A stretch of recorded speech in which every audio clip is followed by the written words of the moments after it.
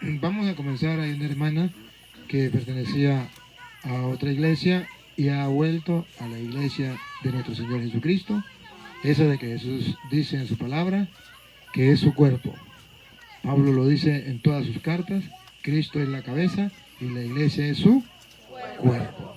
Y cuando nosotros nos salimos de la iglesia, estamos dividiendo el cuerpo de Cristo al fundar otra iglesia. Los hermanos no saben. Eso que se llaman pastores, que fundan la iglesia por allí y fundan la iglesia por allá. El único trabajo que están haciendo al servicio del diablo es dividir el cuerpo de Cristo. Porque el cuerpo de Cristo es la iglesia.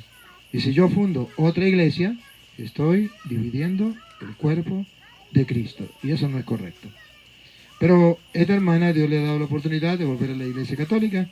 Si quiere, hermana, pasa para acá y nos comparte un poquito su testimonio. Nos habla, así, no importa, aquí, paradita, aquí, venga, aquí al lado mío. Un aplauso para esta hermana. Nos comparte un poquito su experiencia. Si usted nació en la iglesia católica o nació en qué iglesia nació. Y más o menos cómo fue para meterse a otra iglesia, qué le llevó a eso y cómo fue para volver. Y si tiene alguna experiencia en particular que nos quiera compartir sobre eso, pues nos agradaría. Su nombre y a qué secta pertenecía, a qué grupo pertenecía. Ahora, van a poner la sillita, pongan la sillita para acá. ¿Desde qué para acá? Mi nombre es Dolores Camacho. Pertenecía a la iglesia evangélica Pentecostés. Pues yo cuando era niña, pues ya mis padres eran evangélicos y ellos me enseñaron a que la iglesia católica no era la buena, que por los ídolos que tenían que adorar y todo eso. Y pues hace como 3 meses, bueno, tengo una niña que tiene 14 años ahorita. Y ella siempre me decía, mamá, a mí me gusta la iglesia católica. Ella iba sola y decía, ¿por qué no me acompañas? Le digo, no, porque yo no voy a adorar dioses ajenos, y porque así me decían mis padres. Entonces le digo, yo no me voy a arrodillar ante dioses muertos, no. Pero ella insistía y me decía, mamá, vamos, ¿por qué me dejas sola? Yo me quiero bautizar, quiero que me bauticen. Le digo, sí, pero que te lleven tus hermanos, yo no voy a llevarte, porque yo no creo en eso. Y sí, lo bautizaron y sí fui, pero yo no sabía nada de la iglesia ni nada. Y mi experiencia fue muy bonita porque yo asistía a un retiro hace poco. La niña me decía, vamos mamá, le decía no, pero ya esa tarde le dije, sí voy a ir, pero voy a ir nada más por escuchar o por ver qué es lo que hacen ahí. Pero yo en realidad yo no creo en eso. Y cuando yo llegué, pues cuando yo salí del retiro, pues fue muy hermoso porque yo cuando entré al Santísimo no me di cuenta a qué horas caía así de rodillas, y entonces yo me sentía cerquita de Dios, como si Él estaba ahí conmigo. Y digo, sí estás aquí conmigo porque yo creo en ti. Pero decía, pero la Virgen, yo siempre renegaba por eso. Y entonces, la segunda vez que volví a ir, le dije, si tú verdaderamente existes, quiero ver. Y ese día, no sé, de la nada empecé a llorar y la Virgen se empezó a mover. Entonces dije, es mi imaginación, le dije a mi niña, o se está moviendo. Dice, ¿lo estás viendo también tú? Sí, yo también. Y le dije, yo sí creo. Y de hoy en adelante las cosas van a cambiar. Yo ya voy a ser diferente persona, le digo, porque yo vivía muy amargada. la verdad siempre andaba enojada y todo.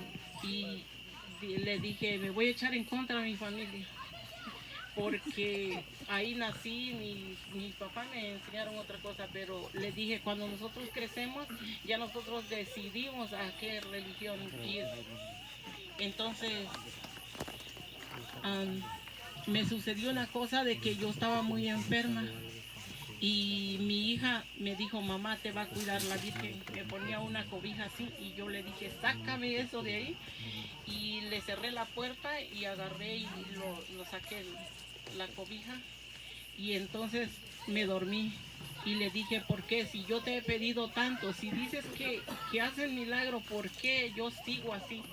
Y me quedé dormida llorando. Y entonces cuando estaba dormida, me dijo, ¿por qué me tratas así? Me dijo una señora, ¿por qué me tratas así si yo he estado contigo? Y dije, me asusté porque yo no sabía de eso. Cuando abrió, porque yo me cerré con llave la puerta. Cuando yo me desperté estaba bien envuelta en la cobija. Y dije, pues, ¿para qué quiero más señal? Yo sé que tú estás conmigo. Y aunque va a ser duro para mí, porque soportar a mi familia, ¿verdad? Entonces yo les dije, mis hermanas se enteraron y ellas viven en México y se enojaron mucho conmigo y mi papá me dijo, pues tú ya eres grande, tú decides a dónde ir, yo donde quiera Dios es el mismo, tú sigue adelante, que no te importe lo que hablen, lo que digan y tú sigue. Ah, y he pasado muchas pruebas desde que yo entré a esta iglesia. Yo he pasado muchas pruebas y digo, no, yo voy adelante. El jueves mataron a mi hermano y dije, en todo momento dice la Biblia que debemos dar gracias en las buenas y en las malas también. Y yo dije, necesito fortaleza. Quise entristecerme, quise renegar, pero yo dije no, si yo voy a pasar estas pruebas, lo voy a pasar. Y las hermanas me han apoyado mucho, las del grupo, y ahora cuando yo siento esa necesidad y no veo las horas de que amanezca para yo ir a la iglesia y agradecer a Dios cada momento. Y yo no sé rezar el rosario muy bien, pero yo en mi trabajo yo lo hago, donde quiera que estoy, yo pido. Y ahora sí, yo creo en la Virgen, porque yo he visto muchos milagros, la verdad, muchos milagros. Y es todo lo que les puedo compartir. Muy bien, muy bien. Me alegra mucho y lo felicito por dar ese paso. Yo sé que es muy duro cuando viene de una familia que nunca ha estado en la iglesia católica. Es muy difícil, pero no imposible. Dios va obrando, Dios va mostrando, hablando. Lo importante es escucharle. Y ya que Dios ha ido guiándole, llevándole de la mano y le ha dado toda esa experiencia maravillosa, mantenerse firme allí en la iglesia de Cristo. Porque simplemente si buscas reflexionar un poquito, puedes preguntarle, por ejemplo, a su papá, a su mamá, a su familia, decirle, bueno, esa iglesia pentecostal, esa iglesia, ¿cuándo nació? ¿Quién la fundó? Ahí ya comienza uno a descubrir que están en un error. Esa iglesia no tiene más de 100 años. ¿Y la iglesia católica cuántos tiene? Si es la iglesia de Jesucristo, ¿por qué no tiene 1000 años? ¿Por qué no tiene 2000 años? ¿Por qué tiene hasta ahora 200, 100, 50 años? ¿Por qué? ¿Y por qué la iglesia católica, si no es la de Cristo, por qué si tiene 2000 años, por qué viene desde Cristo? Los protestantes pueden maldecir la iglesia, decir que esa es la gran prostituta, la gran Babilonia y todo lo que quieran. Pero si van a Roma, encuentran iglesias, templos de 1000 años, 1500 años. Roma, aquello que dice la ciudad eterna. ¿Y por qué no hay un templo de los protestantes que tenga 1000 años? ¿Por qué no hay un templo de los protestantes que tenga 500 años? ¿Por qué no? Si ellos son los de Cristo. Usted va a Jerusalén, a Tierra Santa. ¿Por qué los protestantes no tienen allá el Santo Sepulcro donde Cristo murió?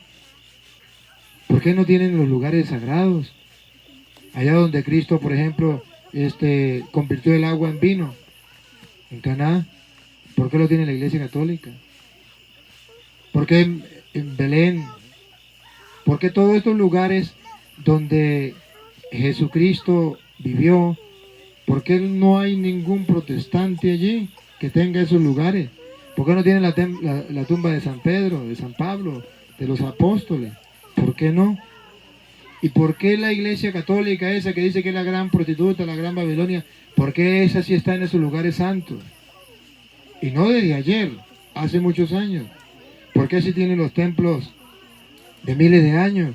¿Por qué tienen la tumba de los apóstoles? Fácil decir, voy a fundar una iglesia y esta es la iglesia de Cristo. Eso es fácil. ¿Saben qué es lo difícil? Conectar esa iglesia con Cristo en el tiempo. ¿Cómo lo van a conectar con Cristo en el tiempo? Ah, no, porque somos cristianos. Ese nombre se lo pone cualquier persona. A ver, conécteme con su iglesia. ¿A dónde estaba hace 1000 años? ¿En qué parte del mundo? ¿En qué lugar? Ningún protestante, ninguno. Y reto a cualquier protestante serio que quiera buscar la verdad. Búsqueme qué pastor existía en el año 1000. ¿Cómo se llamaba? ¿En qué parte del planeta Tierra estaban los protestantes? Estarían en la luna, cayeron de la luna. Porque hasta ahora aparecieron. Con Martín Lutero comienzan a nacer los protestantes. ¿Y qué fue lo que hizo que comenzara el semillero de protestantes? El lema de Martín Lutero. Cada uno puede interpretar las escrituras por su propia cuenta. Pues este hermano la interpretaba por su propia cuenta, fundaba una iglesia y enseñaba lo que él quería. Esta hermana la interpretaba por su cuenta, fundaba una iglesia y enseñaba lo que ella quería. Y esta hermana la interpretaba por su cuenta, funda otra iglesia y enseña lo que quiere. Eso produjo que brotaran los protestantes en el mundo entero, según aquellos hombres que quisieran interpretar la Biblia a su manera. De allí que hay tantas sectas como hombres o mujeres que quieran interpretar la Biblia a su manera. Pero Cristo fundó una sola iglesia. Y duélele a los protestantes, esa iglesia fue la única que hizo la Biblia. La Biblia que cargan los protestantes, esa la hizo la iglesia católica. ¿Por qué no la hicieron ellos? Un protestante serio. ¿Por qué ningún pastor protestante hizo la Biblia? Y si la iglesia católica es tan mala, ¿por qué ellos tienen la Biblia y creen que la Biblia es palabra de Dios? Si eso lo hizo fue la iglesia católica. Y lo dijo fue la iglesia católica. Es triste ver las mentiras y el engaño de los hermanos separados. Por eso estoy aquí, compartiendo con ustedes. Gracias, hermanita. Dios te pague. Dios te bendiga. Y si hay algún hermano separado, o algún hermano que no esté muy firme en su fe, que no sabe si es católico o no, o que sea protestante y quiere compartir, le damos la oportunidad de que comparta. Y si hay algún católico que tenga alguna pregunta, alguna duda, con todo el gusto. Por eso estoy aquí, con toda emoción de poder estar compartiendo con ustedes en este lugar hermoso, en este campo, y el que quiera puede pasar. Mientras tanto, póngamele la cámara ahí a la gente para que miren dónde estamos. Estamos en pleno campo, así como una luz allí ya la trajeron de la casa más cercana, pero me hace recordar cuando estábamos en el campo que no había luz, ¿verdad? Y sí, puede ser pregunta. Ahorita comenzamos. No corran mucho porque si no van a decir quién estaría grabando, que eso pasó volando. Ahora pasa suavecito. Ajá. Y entonces sí, lo que quieran preguntar, simplemente van pasando por el lado que derecho, ella va a comenzar. Otro que quiera preguntar pasa por acá al lado derecho para que hagan las preguntas y yo con todo el gusto le voy a responder sus interrogantes. No importa que sea protestante, no importa que sea católico, no importa quién sea. Con todo el gusto trataré de responderle su pregunta y con eso pues otras personas que nos siguen a través de las redes sociales podrán encontrar una respuesta a lo mejor a esa interrogante que ellos también tenían. Vamos a comenzar por aquí. Los que quieran hacer preguntas, por este lado pueden pasar. Mi pregunta es que muchas personas dicen que la hora correcta para pedir un milagro o para orar es las 3 de la mañana. ¿Cuál es es cierto o es falso que las 3 de la mañana es una hora correcta? No se escucha. Dice que no se escucha. Oh, no. ¿Ah? Señal, Se fue la... se cayó el internet. Dele, reintentar, renovar. A ver, pregunte si ya volvió. A ver, dale a ver. Dele reintentar, a ver. Después la señal del celular. ¿Ya está? ¿Ya? ¿Me está escuchando a mí? ¿Lo que estoy diciendo ahorita? ¿O lo que dije hace rato? Ya. Ya está, ya volvió. Bueno, ya volvió. Ya volvió. Ahí tenemos aquí para que esté pendiente. Bueno, gracias. Si quiere hacer su pregunta. Bueno, a ver, haga de nuevo la pregunta, que no se escuchó la pregunta. Mucha gente dice que la hora correcta y para pedir un milagro o para orar a Dios en una necesidad son las 3 de la mañana. A mí me gustaría saber si la hora de la misericordia, yo tengo entendido que es las 3 de la tarde, no las 3 de la mañana. Yo le puedo responder con una canción. La hora de ser feliz es ahora. El momento de ser feliz está aquí. En la hora no importa. Cada quien escoge la hora que mejor le parezca. Si a usted le parece mejor a las 3 de la mañana, ándale a las 3 de la mañana. ¿Cuál es la ventaja de las 3 de la mañana? O no 3 de la mañana, 4 de la mañana, 5 de la mañana, 1 de la mañana, 2 de la mañana. ¿Cuál es la ventaja? ¿Cuál es la diferencia de las demás horas? Que en ese momento donde hay más silencio y Dios habla en el silencio. Entonces, como hay más silencio, usted tiene menos perturbación. Y usted puede ahí tener un encuentro más profundo con Dios por el silencio que hay. Llámese 3, 4, 5, 1 de la mañana, 12 de la noche, 11, 10 de la noche, no importa.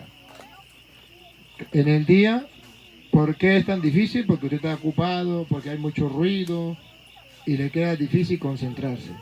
Porque según sea tu concentración, así será tu oración.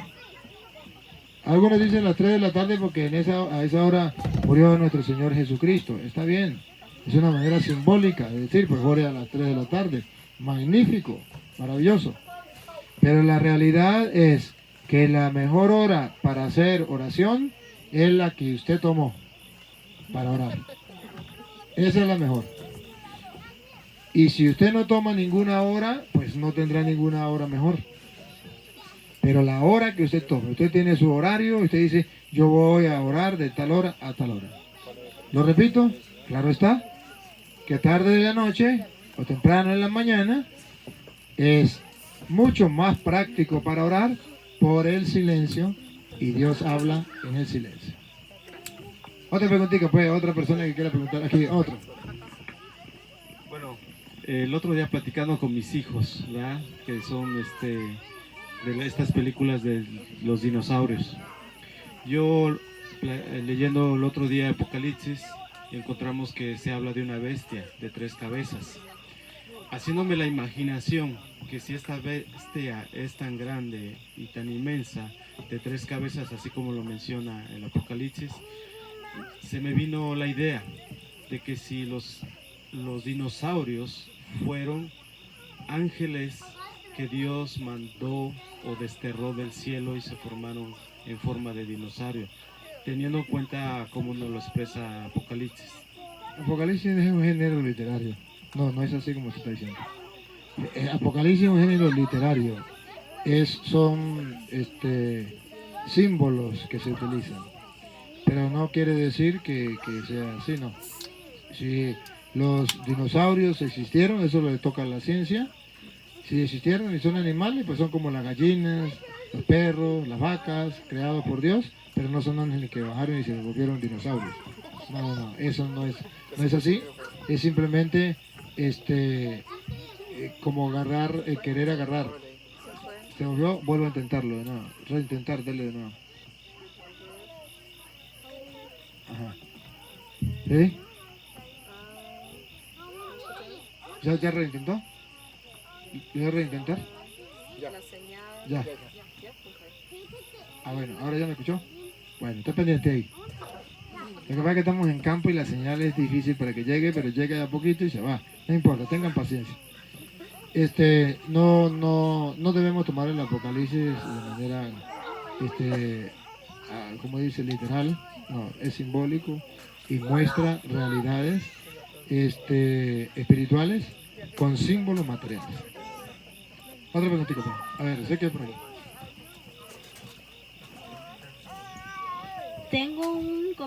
Tenía un compañero que es de otra religión y él me preguntaba que dónde en la Biblia puedo encontrar el credo.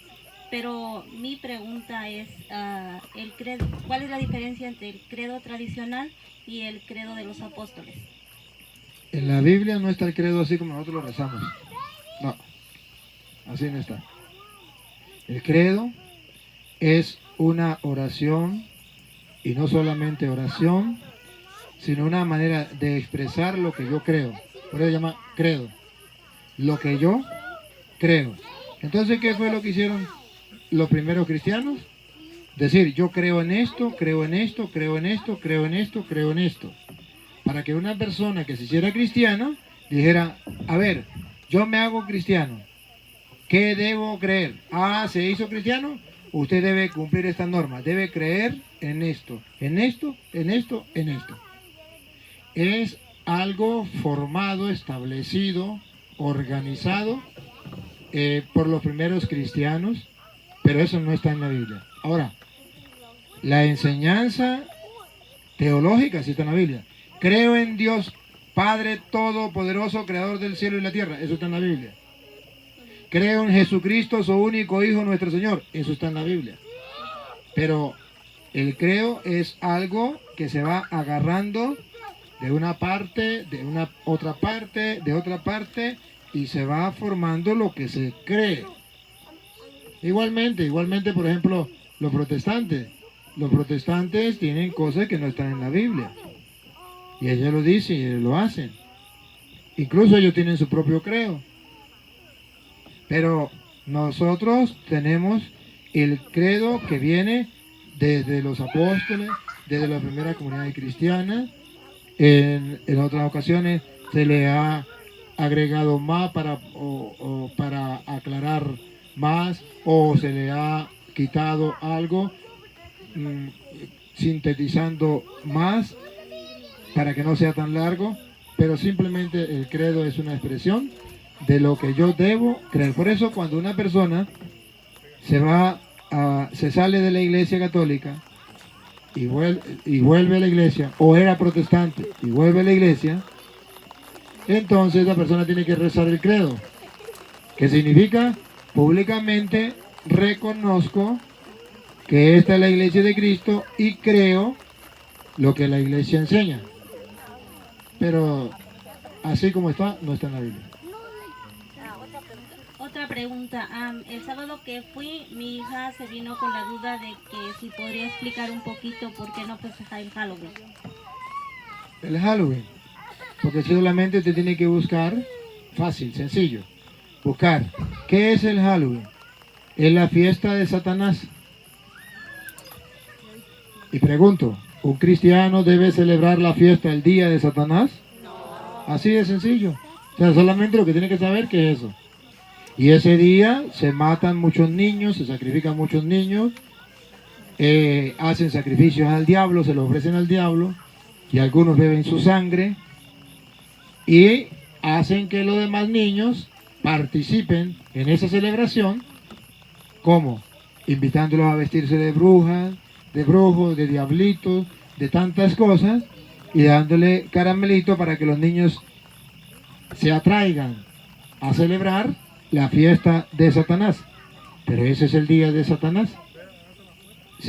Tan sencillo como eso. Yo no puedo celebrar el cumpleaños de Satanás. La fecha especial de Satanás. No, yo no soy satánico. Los satánicos sí lo pueden hacer. Pero si los satánicos vienen y dicen, hoy es el día de Satanás, hoy vamos a matar a muchos niños para ofrecérselos a Satanás, muchos animales ofrecidos a Satanás, ¿usted quiere participar? Usted dice, no. Pero si le dice, eso no tiene nada de malo, solamente vístese de bruja o de brujito, más nada, ahí no hay nada malo, nada. ¿Nada? ¿No le parece que cuando usted se viste de bruja, usted está diciendo que usted es cristiano pero quisiera ser bruja? Cuando usted se viste a su hijo de diablito, ¿qué está diciendo? Que usted no quiere que su hijo sea cristiano, sino que sea diabólico. ¿Y eso es el querer suyo? No, pero por ignorancia lo hace. Basta simplemente con que analice qué se celebra, qué se festeja, a quién se le ofrecen los sacrificios ese día, para que usted decida, ¿adoro a Satanás o adoro a Dios? En el mundo en que estamos, en que vivimos, los seres humanos tienen al diablo por Dios y quieren hacer la voluntad del diablo y no de Dios. Pero en medio de ese mundo existe un grupito que se llama cristianos, creyentes. Y ese grupito difiere de lo del mundo porque no le quieren hacer caso a Satanás, príncipe de este mundo, sino hacerle caso a Dios. Esa es la diferencia. Pero si nosotros no marcamos la diferencia, entonces ¿cómo sabemos quién es cristiano y quién es diabólico? Esa es la diferencia. Bueno, ¿algún otro que quiera? Puede venir a hacer la fila. Padre, buenas noches. Mi pregunta es, si yo cometí un pecado por haber estudiado un año con lo de la religión evangélica, nunca me bauticé con ellos, nunca fui al templo de ellos, solo fue en mi casa. Claro que sí, es un pecado escucharlos a ellos, es un pecado contra la fe. Si usted se bautiza, comete el pecado de apostasía, se va con ellos y se reniega de la fe. Pero mientras usted está recibiendo enseñanza de ellos, usted está exponiendo su vida al peligro, y no su vida material, sino su vida espiritual. Está permitiendo que le destruyan lo más sagrado, un tesoro que es la fe, y no ha cuidado la fe como un tesoro. Es un pecado, aunque no sea el pecado de apostasía como tal, porque no renunció de su fe, no se bautizó y se fue con ellos, sino solamente los estaba escuchando. Sí es un pecado. ¿Y ahora qué puedo hacer? Simplemente cuando confiesas, confesar ese pecado, como cualquier otro pecado que uno confiesa. Cometí un pecado y este pecado lo cometí y lo confieso, y no hay ningún problema. Buenas noches. Mi pregunta es, a mí me la hicieron, que por qué nosotros los católicos adoramos a Cristo así como murió. ¿Por qué adoramos a Cristo como no sé cómo me hicieron la pregunta? Porque los hermanos separados, ellos solo tienen la cruz, pero nosotros lo tenemos crucificado. Ya entendí. ¿Por qué lo tenemos nosotros a Cristo crucificado? Porque es que la Biblia habla que el Cristo crucificado para los cristianos tiene un gran significado. Por ejemplo, Gálatas capítulo 3 versículo 1, en Gálatas 3:1, San Pablo dice que él predica un Cristo y un Cristo crucificado. Si él lo predica, un Cristo crucificado, y dice Pablo, y se lo he presentado como si lo estuvieran viendo, o sea, como una imagen hablada, Un retrato hablado del Cristo crucificado. Gálatas estúpidos. Escuche la palabra que utiliza. Repítalo. Gálatas estúpidos. Que Pablo use esa palabra estúpido es una palabra fuerte. Sin embargo, Pablo la utiliza. Gálatas estúpidos. ¿Por qué le dice estúpidos? Y ustedes van a ver que le dice estúpidos porque los gálatas no querían un Cristo crucificado. Es la mentalidad de los protestantes. ¿Por qué vamos a tener un Cristo crucificado? Un Cristo como derrotado. Un Cristo muerto. Humillado. Entonces Pablo dice, Gálatas estúpidos. Repítalo. Gálatas estúpidos. ¿Cómo se han dejado hipnotizar? No les presenté a Cristo Jesús crucificado. Escuche, Pablo dice, no les presenté a Cristo Jesús crucificado. Y pongan la lupa y háganle zoom para que vean la parte donde está que podemos tener la imagen de Cristo crucificado. Dale. No les presenté a Cristo crucificado como si lo estuvieran viendo. Ahí está. Pablo dice que él les predicó un Cristo crucificado como si lo estuvieran viendo. O sea, Pablo dice, si hubiese tenido una cámara, le hubiese tomado una foto y les presento a Cristo crucificado. Pero como no tengo esa cámara, pues voy a decirles verbalmente, una foto verbal, hablada. No les presenté a un Cristo crucificado, Gálatas estúpidos. Y en 1 Corintios capítulo 1 versículo 23, Pablo viene a decir que él efectivamente predica sin pena, sin miedo, porque él no es protestante, él es católico, él predica a un Cristo y un Cristo crucificado. Y Pablo dice que para unos es 1 Corintios 1:23, por ahí.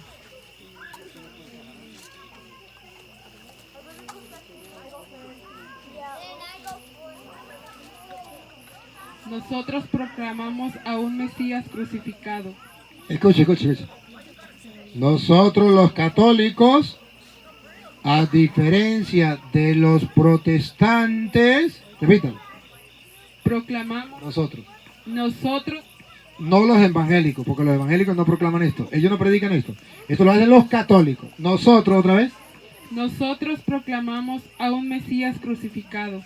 Pablo no era protestante. Porque los protestantes se escandalizan de un Mesías crucificado. Y no predican un Cristo crucificado. Pero Pablo dice, nosotros los católicos predicamos un Cristo crucificado.